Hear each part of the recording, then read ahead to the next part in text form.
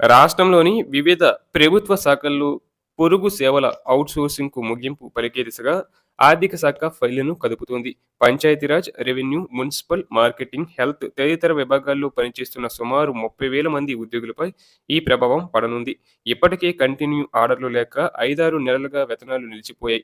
Group 3, 4తో పాటు వివిధ recruitment బోర్డుల ద్వారా కొత్తగా ఎంపికైన సుమారు 10,000 మంది ఉద్యోగులను ఈ పోస్టుల్లో నియమించినందుకు ఆ మేరకు ఔట్‌సోర్సింగ్ ఉద్యోగులను తొలగిస్తున్నట్లు ఉన్నతాధికారులు చెబుతున్నారు. కానీ నియమించిన ఉద్యోగులకు కొనసాగింపు ఉత్తర్వులు రాని ఔట్‌సోర్సింగ్ ఉద్యోగులకు మధ్య తేడా 20,000 దాకా ఉండటం కలవరపెడుతుంది. ఈ వ్యవహారంపై ఔట్‌సోర్సింగ్ ఉద్యోగులు తీవ్ర ఆందోళన చెందుతున్నారు. ఉన్న పళంగా తమను ఉద్యోగాల్లోంచి తొలగిస్తే తమ కుటుంబాలు రోడ్డున పడతాయని ఆవేదన వ్యక్తం చేస్తున్నారు. ఇక ఆర్థిక శాఖ దగ్గర ఉన్న అధికారిక గణాంకాల ప్రకారం వివిధ ప్రభుత్వ శాఖల పరిధిలో మొత్తం దాదాపు 5,00,000 మంది కాంట్రాక్ట్ ఔట్‌సోర్సింగ్ ఉద్యోగులు పనిచేస్తున్నారు. వీరిలో చాలా వరకు బోగస్ ఉద్యోగులు ఉన్నారనే అనుమానాలు మొదట్లో వ్యక్తమయ్యాయి. దీంతో వారందరి వివరాలను ఆధార్‌తో అప్‌డేట్ చేయాలని, ఆ ప్రక్రియ పూర్తయితేనే జీతాలు జమ చేస్తామని ఆర్థిక శాఖ స్పష్టం చేసింది. ఆ మేరకు రాష్ట్ర వ్యాప్తంగా ఉన్న కాంట్రాక్ట్ ఔట్‌సోర్సింగ్ ఉద్యోగులందరూ తమ వివరాలను ఆధార్‌తో అనుసంధానం చేశారు. ఈ అప్‌డేట్ ప్రక్రియ పూర్తయ్యాక పెద్దగా బోగస్ పేర్లు బయటపడలేదు. దీంతో సీఎం వద్ద సమాధానం చెప్పుకునేందుకు తమ పరిధిలోని సిబ్బంది, ఉన్నతాధికారులు తొలగిస్తున్నారని ఔట్‌సోర్సింగ్ ఉద్యోగులు ఆరోపిస్తున్నారు. వాస్తవానికి ఔట్‌సోర్సింగ్ ఉద్యోగులను కుదించడం ద్వారా భారాన్ని తగ్గించుకోవాలని ఆర్థిక శాఖ భావిస్తున్నట్లు చెప్తున్నారు. అందుకే వివిధ శాఖల నుంచి వస్తున్న కంటిన్యూయేషన్ ఆర్డర్ల ఫైళ్లను ఫైనాన్స్ డిపార్ట్మెంట్ క్లియరెన్స్ ఇవ్వడం లేదని అంటున్నారు.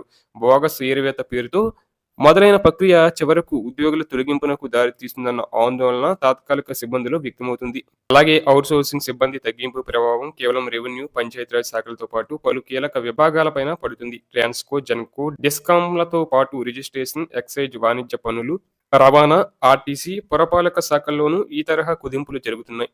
రాష్ట్ర వ్యాప్తంగా సుమారు 1,500 మంది మండల క్లస్టర్ కంప్యూటర్ ఆపరేటర్లకు ఫైనాన్స్ క్లియరెన్స్ లేకపోవడంతో వారి కొనసాగింపు ప్రశ్నార్థకంగా మారింది. వీరి పనులను ఇకపై పంచాయతీ సెక్రటరీలు, జీపీఓలు చూసుకోవాలని ఉన్నతాధికారులు మౌలికంగా ఆదేశించినట్లు తెలిపింది.